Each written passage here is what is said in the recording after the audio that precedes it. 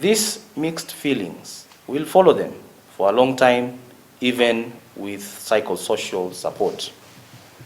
Considering that he has completely destroyed their lives,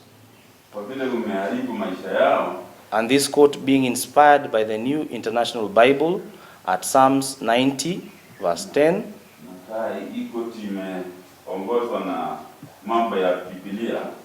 which reads, "Our days may come to 70 years, or 80, if our strength endures. Yet the best of them are but trouble and sorrow, for they quickly pass and we fly away." And Proverbs 10, verse 27, where it is written that the fear of the Lord prolongs life, but the years of the wicked will be short. This quote is minded to consider a sentence of imprisonment and for a period of 70 years for each charge.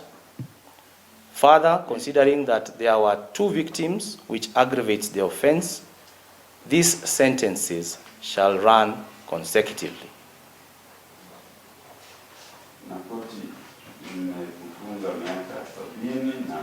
For each count, you have 14 days right of appeal.